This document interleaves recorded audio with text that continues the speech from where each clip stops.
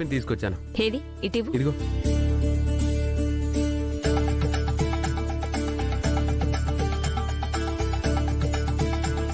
చాలా బాగుందిరా.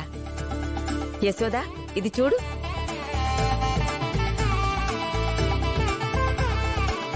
అత్తయ్య, మీరు అనంత్ చేత తాళిబొట్టు తెప్పించారా? అవును యశోదా, ఎలా ఉంది? చాలా బాగుంది అత్తయ్య గారు. ఇప్పుడు తాలిపొట్టేందుకు బామ్మగారు? ఆ రోజు త్రిపుర మెడలో నా కన్నయ్య ముహూర్తం చూడకుండా తాళి కట్టాడు.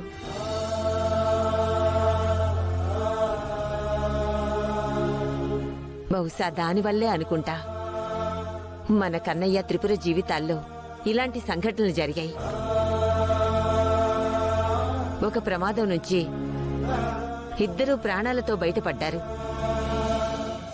కానీ కన్నయ్య ఎక్కడో దూరంగా ఉంటున్నాడు. త్రిపుర మన దగ్గరుంటుంది.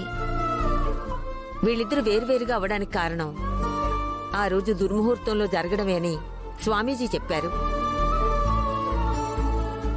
ఆయనే ఒక మంచి ముహూర్తం చెప్తానన్నారు. మన కన్నయ్య తిరిగొస్తే త్రిపుర మెళ్ళో మళ్లీ తాళి కట్టిద్దాం.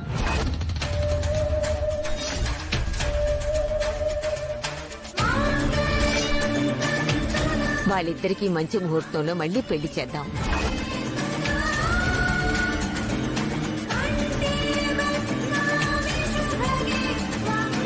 అమ్మా, బాలా త్రిపురకి ఎప్పుడో పెళ్ళైపోయింది. వాళ్ళిద్దరికి పాప కూడా పుట్టింది. మళ్ళీ ఇప్పుడు పెళ్ళేంటమ్మా? అవునత్తయ్య, పెళ్ళైపోయిన వాళ్ళకి మళ్ళీ పెళ్లి చేసేది షష్ఠి పూర్తప్పుడే కదా. ఈ మధ్యలో ఇలా పెళ్లి చేయటం అందరూ విడ్డూరు అనుకుంటారేమో. ఎవరు ఏమనుకున్నా సరే అప్పుడైనా మా మధ్య ఏ సమస్యలు లేకుండా మా బాలాగారు నాకు దూరం అవ్వకుండా ఉంటారు. మా సంసారం సంతోషంగా హాయిగా సాగుతుంది. అమ్మా త్రిపుర, కన్నయ్య త్వరలోనే ఇక్కడికి తిరిగి వస్తాడని నాకు నమ్మకం ఉందమ్మా. నేనడిగిన స్వామీజీ కూడా ఇదే మాట చెప్పారు. కన్నయ్య ఆగమనం త్వరలోనే ఉంది. రాగానే నీకు కన్నయ్యకి పెళ్లి చేయమని కూడా ఆయన సలహా ఇచ్చారమ్మా. ఆ స్వామీజీ ఎవడో గాని నా కొంప కొల్లేరు చేయడానికి ఆ సలహా ఇచ్చుంటాడు. ఎంత చక్కని మాట చెప్పారు బామ్మగారు. బాలాగారు రాగానే ఆ స్వామీజీని దర్శనం చేసుకుని ఆయనకి సంభావన గట్టిగా సమర్పించాలి. నువ్వనుకున్నది ఖచ్చితంగా జరుగుతుందక్కా. ఇక ఆ దేవుడు కన్నయ్యని నీ దగ్గరికి చేర్చడమే ఆలస్యం.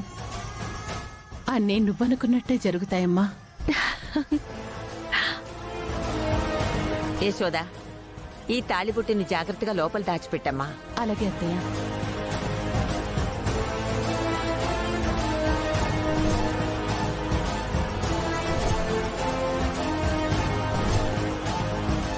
చూసారా ఆ సత్య ఎంత ఓవర్ యాక్షన్ చేస్తోందో. ఆ మాత్రం చేయకపోతే అందరికి డౌట్ వస్తుంది కదమ్మా. అవునులే, సత్య చెప్పింది.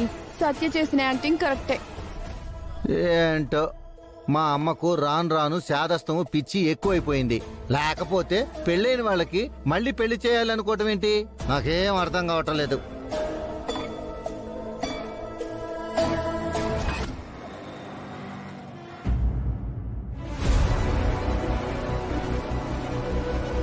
ఈ ముసలావిడికి ఏమైనా పిచ్చి పట్టిందా? పెళ్ళైపోయిన వాళ్ళకి మళ్ళీ పెళ్లి చేయడం ఏంటి? ఆ బాల అంటే ఎవరో అతనొస్తే త్రిపురలా నటిస్తున్న నాకు ఆ బాలగాడితో మళ్ళీ పెళ్లి చేస్తుందట. ఛ! అయినా ఆ బాల నేనెందుకు చేసుకుంటాను? ఏదో డబ్బులు వస్తాయనొచ్చి ఈ త్రిపురలా నాటకం ఆడుతుంటే తాళి పెళ్లి అని పిచ్చి పిచ్చి నాటకాలు ఆడుతున్నారు.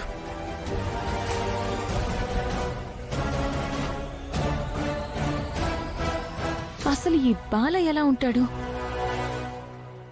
ఈ మనిషి ఎవరు? చూడు, నాకు పెద్ద కండలున్నాయి. నీ మొహం. అసలు నిన్నెవరు ఇక్కడికి రమ్మన్నారు? ఇక్కడ ఏదైనా ప్రాబ్లం అయితే దాన్ని ఎలా ఎదుర్కోవాలో నాకు తెలుసు. తస్సదియ్యా, ఈ సత్య నలుగురు మగాళ్ళని కూడా కింద పడేయగలదు. అమ్మో, నన్నెవరేం చేస్తారు? అది కాదు సత్య. అక్కడ నందినికి పెళ్ళైపోయింది కదా, నీకు కావాల్సిన డబ్బులు నగలు కూడా వచ్చేసాయి కదా. మళ్ళీ ఇక్కడ ఎందుకు వాళ్ళతో పాటు ఉండడం?